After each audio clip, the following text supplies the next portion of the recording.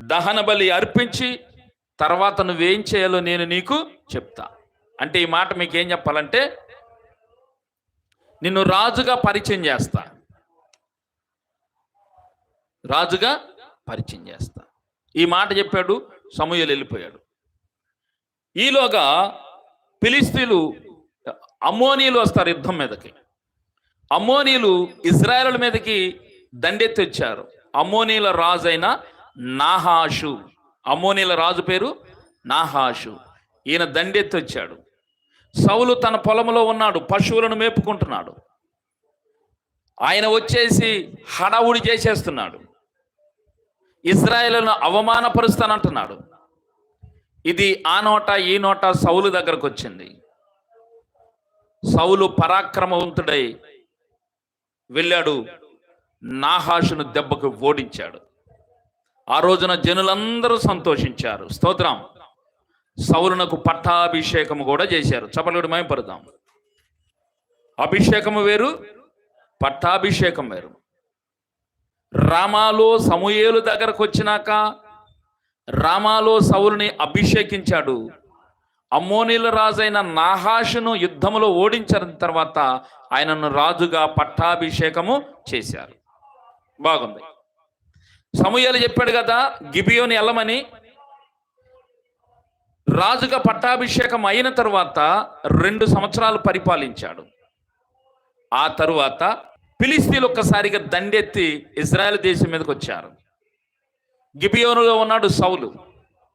ఫిలిష్తీయులు దండెత్తి వస్తే ఒక గుంపును చంపేశాడు, ఒక గుంపును వేటాడి చంపాడు సౌలు. ఇది తెలుసుకున్న ఫిలిష్తీయులు మరీ ఎక్కువ సైన్యముతో విరుచుకుపడ్డారు ఇజ్రాయెల్ మీద. గిబియోనులో నిలిచి ఉన్నాడు సౌలు. సౌలు దగ్గర చాలా మంది ఇజ్రాయెల్ ప్రజలు ఉన్నారు. ఈ టైంలో సమూయేలు చెప్పాడు, నేను వస్తానన్నాడు కదా. 7 రోజులు చూశాడు, సమూయేలు రాలేదు. ప్రియులారా, సమూయేలు ఏం చేశాడు? రాలేదు.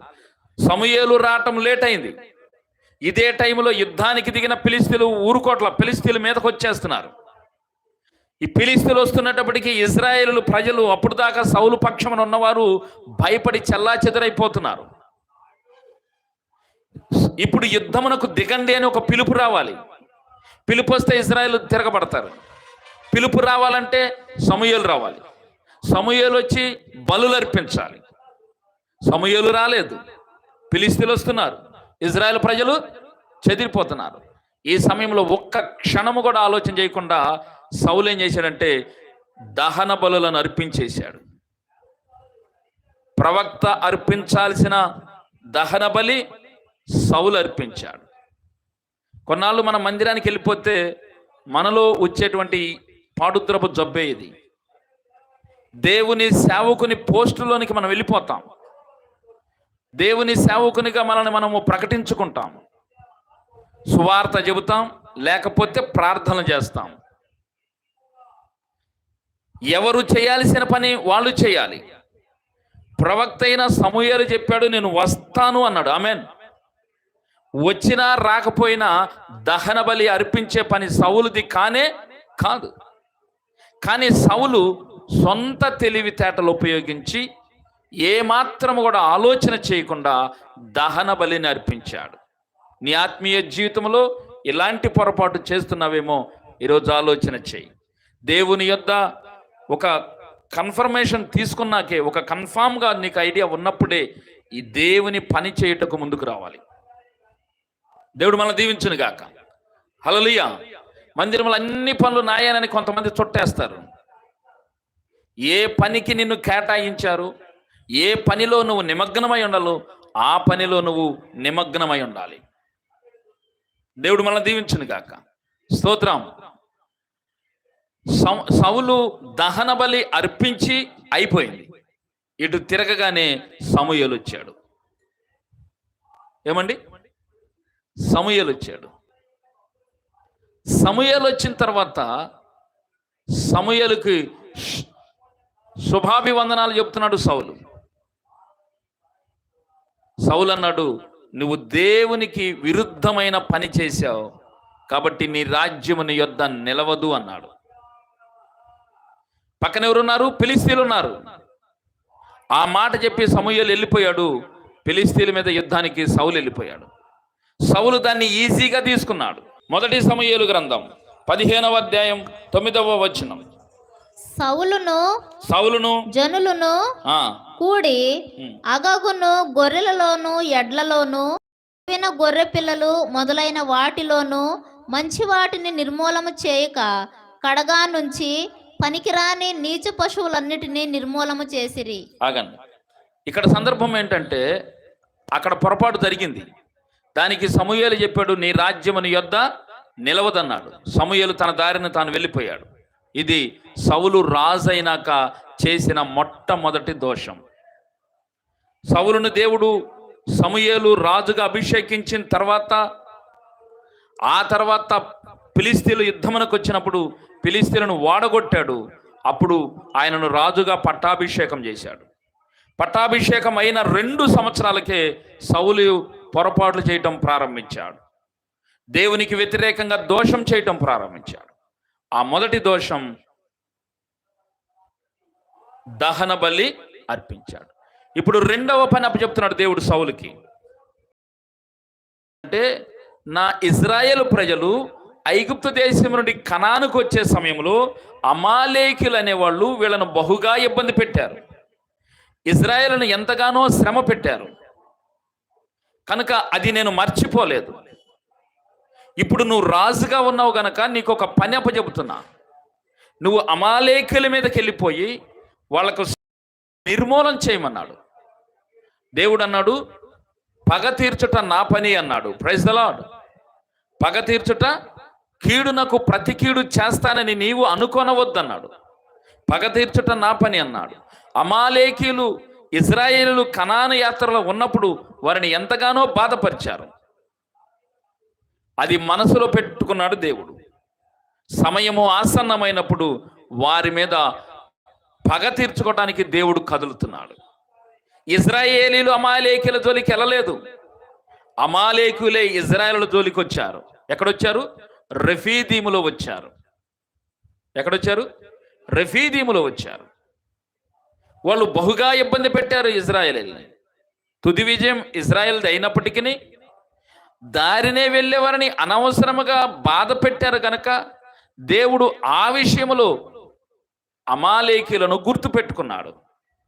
ఇప్పుడు సమయము వచ్చింది గనక సౌలుకి ఆ పని అప్పచెప్పాడు. అమాలేకీలను హతమార్చిరమ్మన్నాడు. సౌలు ఏం చేశాడో తెలుసా? అమాలేకీల రాజైన అగగును బతకనిచ్చాడు. గొర్రెలలో, ఎడ్లలో, గొర్రె పిల్లలలో శ్రేష్టమైనవి మంచిగా, అంటే ఆయన దృష్టికి మంచిగా అనిపించిన వాటన్నిటినీ పట్టుకొచ్చేశాడు. సమూయేలు వచ్చాడు. సమూయేలుతో దేవుడు చెప్పాడు, సౌలుకి నేను అప్పచెప్పిన పని సరిగా చేయలేదు సమూయేలు అన్నాడు. ఏం చేయలేదంటే కొన్నిటిని తీసుకొచ్చాడు అన్నాడు. సమూయేలు సౌలుని కలుసుకున్నాడు. సౌలు ఎదురొస్తున్న సమూయేలుకి శుభాభివందనాలు చెప్తున్నాడు. సమూయేలు అన్నాడు, ఏమయ్యా ఈ పని? మొన్న చూస్తేనేమో అట్లా దహన బలి చేశావు, అర్పించావు. ఇప్పుడు నీకు అప్పచెప్పిన పని నువ్వు సరిగా చేయలేదేమయ్యా అన్నాడు. సౌలు అంటున్నాడు, నేను ఖచ్చితంగా నువ్వు చెప్పింది చెప్పినట్టు నేను నెరవేర్చాను అన్నాడు. అవునా? అయితే నాకు వినపడుతున్న ఆ గొర్రెల ఎడ్ల రంకెలు ఎక్కడివి? హల్లెలూయా.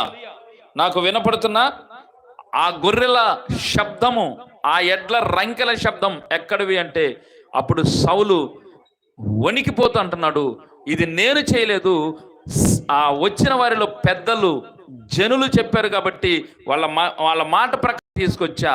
వీటిని నా కొరకు తేవలేదు, దేవునికి దహన బలిగా అర్పిద్దామని తెచ్చానన్నాడు. తప్పు చేసి ఆ తప్పును కప్పిపుచ్చుకునే పనిలో పడ్డాడు. దేవుని నమ్ముకోవటం అంటే నమ్ముకోవటం కాదు ప్రియులరా. దేవుడు చెప్పిన మాట శ్రద్ధగా వినాలి. ఆయన చెప్పింది చెప్పినట్టు ఆ సమయానికి కరెక్ట్గా పూర్తి చేయాలి. స్తోత్రం. దేవుని చిత్తమును జరిగించుట నాకు ఆహారమును పానీయమునై ఉన్నదన్నాడు. దేవుని చిత్తము జరిగించటలో మనము చెయ్యాలని ఆశ ఉన్న దాన్ని మనం సరిగా అర్థం చేసుకోవాలి. ఆ సరి అయిన అవగాహన సౌలుకు లేదు కాబట్టే సౌలు దోషము మీద దోషం చేస్తున్నాడు, పొరపాటు మీద పొరపాటు చేస్తున్నాడు. దహన బలి అర్పించి పెద్ద తప్పు చేశాడు అనుకుంటే, అమాలేకులను హతమార్చమంటే అమాలేకులను హతమార్చకుండా అమాలేకుల రాజును తీసుకొచ్చాడు. శ్రేష్టమని అనుకున్న గొర్రెలను ఎడ్లను తీసుకొచ్చి వాటిని దహన బలిగా అర్పిస్తానంటున్నాడు. దేవుడు అంటున్నాడు, అవి నాశనకరమైనవిరా బాబు, అనవసరంగా నా బిడ్డలను కదిలిచ్చారు, లోకములోనే అవి నాశనకరమైనవి, మరి నాకెలా పనికి వస్తాయి? అవి తీసుకొచ్చి నాకు అర్పిస్తానంటే ఎట్లా? నీ సంపాదన ఏమై ఉన్నదో చెప్పు. నువ్వు దేవుని మందిరానికి తెచ్చే కానుక ఎక్కడిదో చెప్పు. నువ్వు 1000 రూపాయలు ఇస్తే దేవుడు సంతోషించడు, నువ్వు 1 కోటి రూపాయలు ఇస్తే దేవుడు సంతోషించడు, నువ్వు 10వ భాగం తీస్తే సంతోషించడు. నీ సంపాదన ఎలాంటిది? లంచము తీసుకొనట నేరము దేవుని దృష్టిలో. మరి నువ్వు చేసే పనులలో, నువ్వు చేసే వ్యాపారాలలో యథార్థత ఉందా, అక్రమం ఉందా?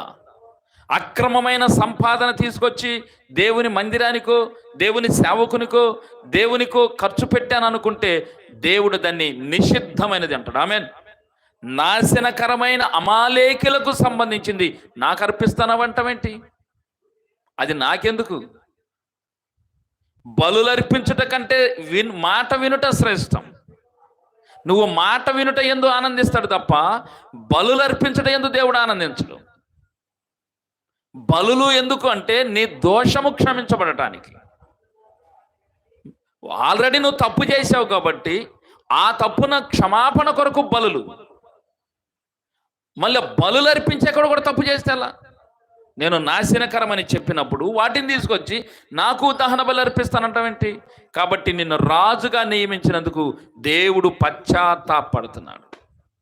నువ్వు విశ్వాస జీవితంలో ఉన్నావు, నువ్వు అనుకుంటున్నావు నేను విశ్వాసిని అనుకుంటున్నావు. నువ్వు విశ్వాసిగా ఉన్నప్పుడు దేవుని యొక్క స్పందన ఏంటి? నేను సేవకుడని చెప్పుకున్నావు, సేవకుడు అయిన నీ విషయంలో దేవుని స్పందన ఏంటి? సౌలు యొక్క స్పందన ఏంటి? చూడండి, రాజుగా నియమించినందుకు ఆయన పశ్చాత్తాపడుతున్నాడు. విశ్వాసిగా నిన్ను ఉండనివ్వటానికి దేవుడు సంతోషిస్తున్నాడా, పశ్చాత్తాపడుతున్నాడా? అనవసరమైన అన్ని చేస్తున్నావు కదా, అనవసరమైన విజ్ఞాపనలు, అవసరమైనవి అడగటం లేదు, అనవసరమైన వాటిని అడుగుతున్నావు, దైవ సేవకుని విసిగిస్తున్నావు. వాటి గురించి ఇహలోక సంబంధమైన వాటి కొరకు అడిగి అడిగి అడిగి అడిగి దేవుణ్ణి సేవకుని శోధిస్తున్నావు.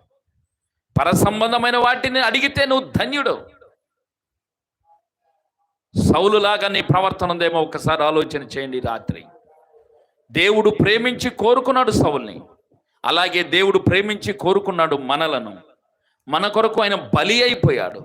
ఎందుకంటే నిత్య రాజ్యమును మనకివ్వటానికి. పిలుసుకున్న దేవునికి మనము తలపోటుగా మారుతున్నామా, సంతోషాన్ని ఇస్తున్నామా? దేవుడు కోరుకుని అభిషేకిస్తే సౌలు తన ఇష్టానుసారంగా నడవటం ప్రారంభించాడు. నీ జీవితం ఎలా ఉంది? ఇంకొక మాట చూద్దాం. ఇలా ఉన్నప్పుడు చూడండి, సమూయేలు గ్రంథం 15వ అధ్యాయం 27వ వచనం. ఇది తీసుకొచ్చి ఇప్పుడు బలులు అర్పిద్దాం రమ్మంటున్నాడు. బలులు వద్దు అని దేవుడు అంటే, నాశనకరమని నాకు వద్దంటే సౌలు అన్నాడు, ఎట్లో గట్ల బలి అర్పిద్దాం, నాతో రా అని సమూయేలును పిలుస్తున్నాడు. సమూయేలు నేను రానన్నాడు. రానంటే ఏం చేశాడు చెప్పండి? ఆయన దుప్పటి చెంగును పట్టుకున్నాడు. 1 సమూయేలు 15:27. వెళ్ళిపోవాలనని తిరుగగా సౌలు అతని దుప్పటి చెంగు పట్టుకొని నందున అది చినిగెను. అప్పుడు చాలు దుప్పటి చెంగు చిరిగింది. అది ఎంత ప్రమాదకరమో, అది ఎంత పెద్ద తప్పు. ప్రవక్త మీద ఒంటి మీద ఉన్న దుప్పటి అభిషేకంతో నింపబడింది. ఆమేన్. ఎలీషా అడిగాడు, నాయనా నీ ఆత్మలో నాకు 2 పాళ్ళు కావాలని అడిగాడు. ఏలియా చెప్పాడు, నేను వెళుతుండగా నా మీద ఉన్న దుప్పటి నీ మీద పడితే నీకు వచ్చినట్టే. నేను వెళుతుండగా నా మీద ఉన్న దుప్పటి నీ మీద పడితే నీకు వచ్చినట్టే. దుప్పట్లో ఏముంది? అభిషేకం ఉంది. అంటే ప్రవక్తకు సంబంధించింది కాబట్టి అభిషేకం ఉంది. ఆమేన్. యేసుక్రీస్తు వారు వేసుకున్న అంగీని ముడితే రక్తస్రావ రోగం ఏమైపోయింది చెప్పండి? పోయింది. అంటే ఒక సేవకుని మీద ఉన్నది ఏదైనాను అభిషేకంతో నింపబడి ఉంటుంది. స్తోత్రం, హల్లెలూయా. అభిషిక్తుని దగ్గర ఉన్నప్పుడు చాలా జాగ్రత్తగా ఉండాలి. స్తోత్రం. ఒక్కొక్కరు గబాలనే సేవకుడిమే చేసేసేస్తారు. అదంటే మా ఓడేగా. సౌలు కూడా అదే అనుకున్నాడు. సమూయేలు ఎవరు? మా ఓడేగా. రా బలి అర్పిద్దామంటున్నాడు. సమూయేలు అన్నాడు, దేవునికి ఇష్టం లేని బలి నేను అర్పించను, నేను వెళ్ళిపోతానని వెనక తిరుగుతున్నాడు. తిరుగుతుంటే దుప్పటి చెంగు పట్టుకున్నాడు. ప్రవక్త ఒంటి మీద ఉన్న దుప్పటిని పట్టుకున్నాడంటే ఎంత సాహసం చేస్తున్నాడు.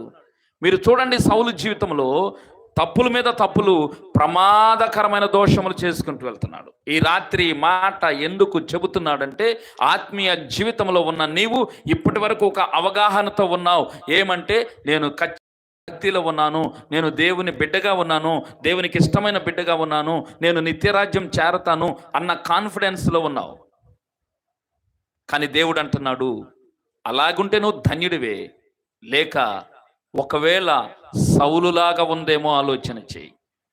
దేవుడు వద్దన్నది కోరుకోవటం, దేవుడు నువ్వు చేయకూడని పనులు నువ్వు చేయటం, దేవుడు చెయ్యమన్న పని నువ్వు సరిగా చేయకపోవటం, దేవుని యాజకుల మీద చేయవేయటం, దేవుని ప్రవక్తలను నీ స్వలాభము కొరకు పిలుచుకోవటం. రాబలర్పిద్దామంటే దాని అర్థం ఏంటంటే, నేను ఇప్పుడు కోరాను, ఒక వస్తువు పోయింది, దాన్ని చెప్పు నువ్వు ఎక్కడుందో. లేదా నేను ఒక పని చేయబోతున్నాను, నువ్వు చెప్పు దాని గురించి. అంటే సేవకుడికి దేవుని నడిపింపుతో ప్రమేయము లేకుండా నువ్వు ఏది కోరుకుంటే దానికి ఆన్సర్ సేవకుడు చెప్పాలా. అది దేవుని చిత్తమా కాదా, అది దేవుని సందర్భమా కాదా, నీకు సంబంధంలే. నువ్వు కోరుకున్నావు, అది జరగాలి. నువ్వు చేయాలనుకున్నావు, అది జరిగిపోవాలి. కనుక సౌలు, నేను బలి నర్పించాలనుకున్నాను, నువ్వు రా, ఈ ప్రజల ముందు నన్ను అవమానపరచొద్దు. పట్టుకుని దుప్పటి పట్టుకుంటే దుప్పటి చెంగు చిరిగింది. దేవుడు ఆగ్రహంతో ఊగిపోయాడు. నీ రాజ్యము నీ యొద్ద నుండి తీసేసేసాడు. ఆమేన్. తనకిష్టమైన ఒక వ్యక్తిని దేవుడు కోరుకున్నాడు అన్నాడు. ఇప్పుడు ఎన్ని తప్పులు చేశాడు? దహన బలి అర్పించి తప్పు చేశాడు. 2 అమాలేకీలలో ఎడ్లను గొర్రెలను తీసుకొచ్చి తప్పు చేశాడు. 3 ఇప్పుడు బలి అర్పించమని సమూయేలుని బలవంతం చేసి సమూయేలు యొక్క దుప్పటి చెంగును పట్టుకొని లాగాడు. ఇక 4వ దోషం, దేవుడు ఏర్పరచుకున్న, దేవుడు అభిషేకించుకున్న దావీదును చంపదూశాడు.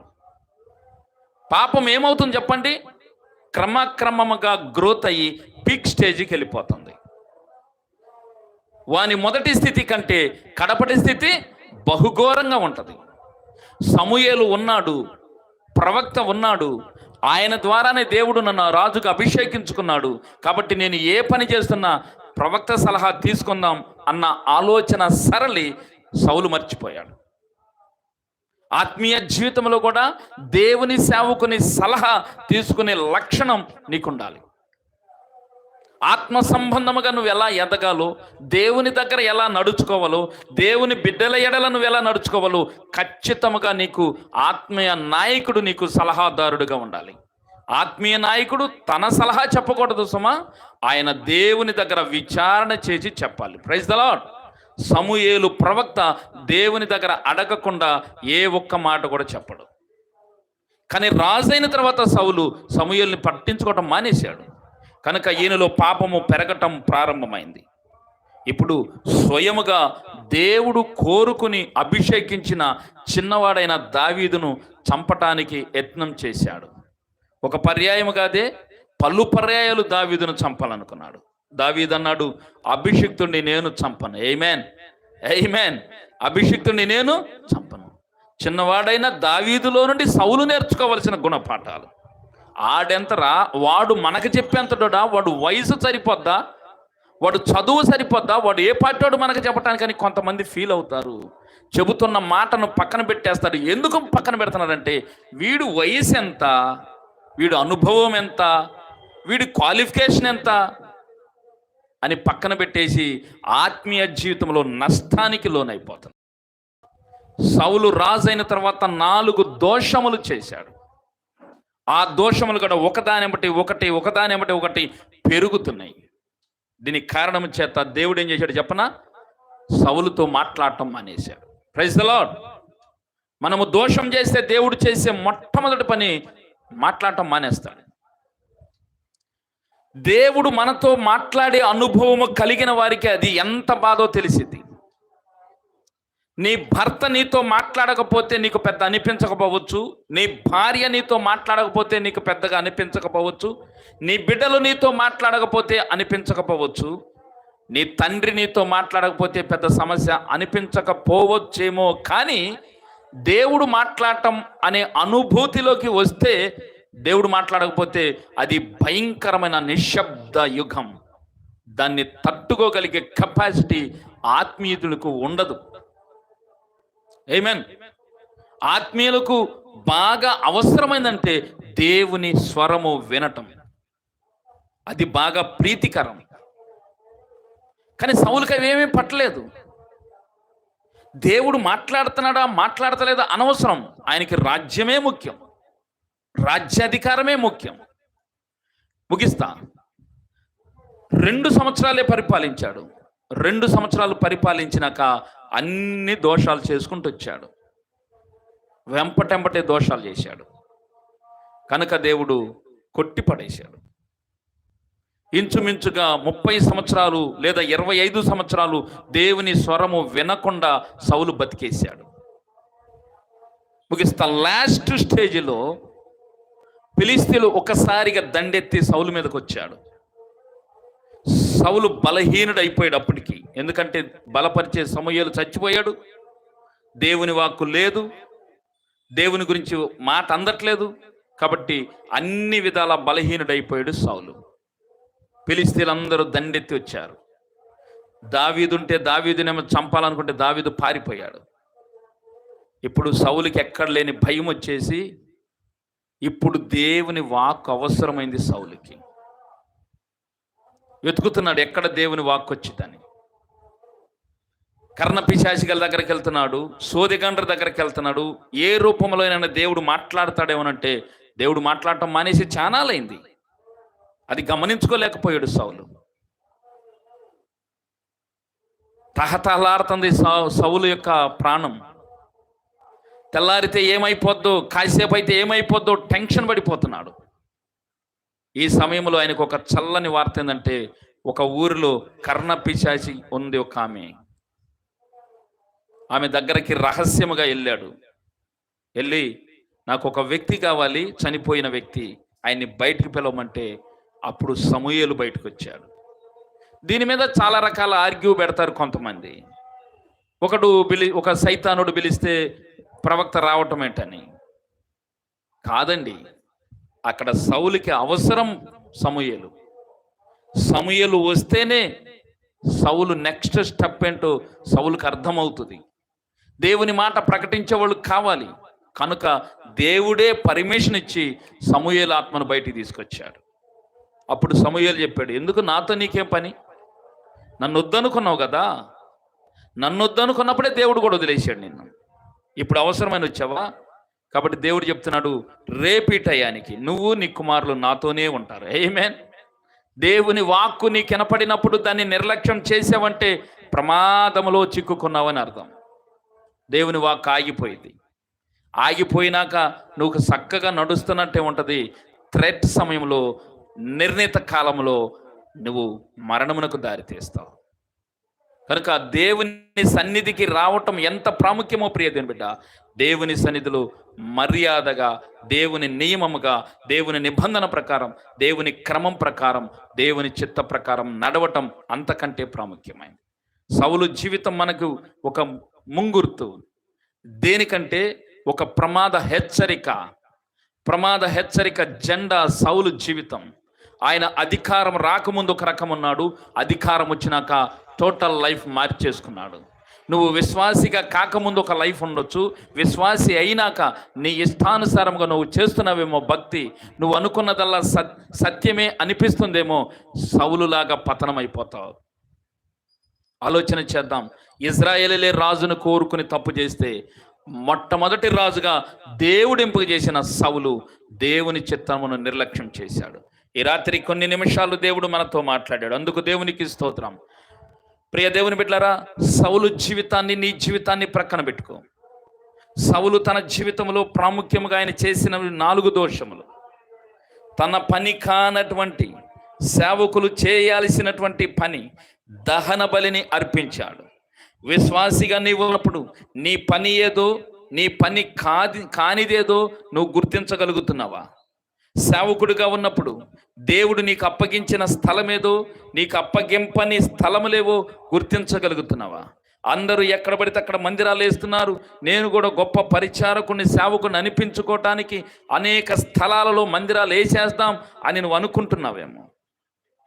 నిన్ను దేవుడు ఎక్కడ నిలబెట్టాలనుకున్నాడో, నిన్ను ఎక్కడ దేవుని సేవ చేయించాలనుకుంటున్నాడో, ఆ దేవుని చిత్తమును గ్రహిస్తే ధన్యుడవు, గ్రహించకపోతే ఇబ్బంది పాలైపోతావు. దేవుని పని ఎవరు ఏది చేయాలో అది దేవుని చిత్తం.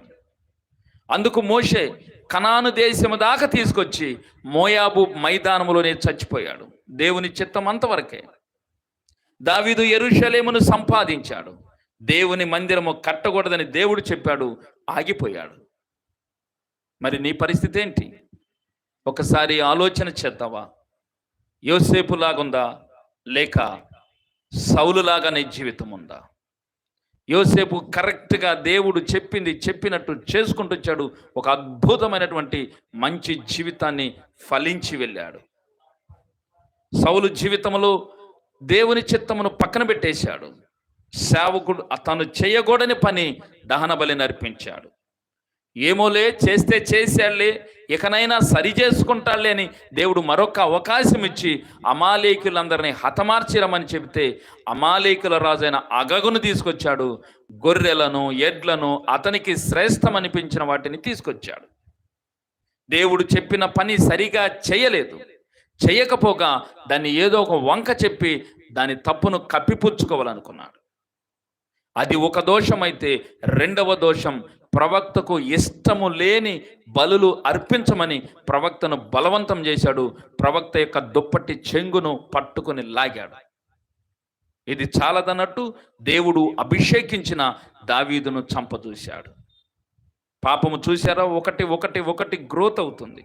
ఆత్మీయ జీవితంలో నీ పరిస్థితి ఎలా ఉందో ఒక్కసారి ఆలోచించాయి. కండ్లు ముద్దాం, ప్రార్థిద్దాం. ప్రేమ నమ్మకమైన తండ్రి, మీకు వందనాలు. మీరు నేర్పుతున్న ఈ ఆత్మీయ సత్యాలు, ఈ ఆత్మీయ పాఠాలను బట్టి మీకు వందనాలు. మా ఆత్మీయ జీవితంలో గత పాఠములో దావీదును చూసాం, ఈ పాఠములో సౌలుని చూసాం. మేము నిజముగా సౌలులాగా మేము కోరుకోనకూడని కోరికలు మీ దగ్గర కోరుకుంటున్నామేమో, లేదా మీ చిత్తమేదో, మీ చిత్తము కానిదేదో గ్రహించకుండా మా ఇష్టానుసారముగా మేము నడుచుకుంటున్నామేమో. మేము దేవుని చిత్తమును పక్కన పెట్టి నానా విధములైనటువంటి లోక సంపదను సంపాదించుకుని, లేదా మాకు కలిగిన దానిని నిలబెట్టుకోవాలన్న తపనలో మేము రాంగ్ స్టెప్ మీద రాంగ్ స్టెప్ వేస్తున్నామేమో. ఒకసారి మా ఆత్మీయ జీవితాలను మీరే చూసి మా దోషములను మాకు తెలియచేయండి. దాని ద్వారా మేము సరిచేయబడుటకు నిశ్చయత, సమయస్ఫూర్తి, సంసిద్ధత కలిగిన మనస్సును మాకు దయచేయండి. మమ్మల్ని సౌలులాగా విడనాడక దావీదుకు కృప చూపినట్టు మా అందరి జీవితాల్లో కూడా మీ కృప చూపించి ఆత్మీయ జీవితంలో ఒక మంచి స్థాయిని మాకు అనుగ్రహించమని, సమస్త ఘనత, మహిమ, ప్రభావాలు పొందుకొని మీరే తోడుగా ఉండి ఆశీర్వదించమని యేసు క్రీస్తు నామమున ప్రార్థించి వేడుకుంటున్నాము తండ్రి. తలమెచ్చి వేడుకుందాం. మన తండ్రి అయిన దేవుని ప్రేమ, ప్రభువైన యేసు క్రీస్తు వారి కృప, పరిశుద్ధాత్మిక అన్యోన్య సహవాసం ఇప్పుడు ఎల్లప్పుడు మనకి, మన కుటుంబాలకు, సకల పరిశుద్ధులకు, దాసుని పరిచర్యకు సదా తోడయండి నడిపించునుగాక. ప్రియులారా, మళ్ళీ రేపు ఇదే సమయానికి ఇదే ఛానల్లో కలుసుకునేంత వరకు ప్రభు కృప తోడయండునుగాక. ఈ ఆధ్యాత్మిక పాఠాలు మీ ఆత్మీయ జీవితానికి మేలుకరంగా ఉంటే పక్కవారికి కూడా తెలియచేయండి. వారు కూడా పార్టిసిపేట్ చేసేట్టుగా సహకరించండి. ఈ పరిచర్యల కొరకు ప్రార్థించండి. ప్రభు కృప మనందరికీ తోడయుండునుగాక. ఆమెన్. సెలవు.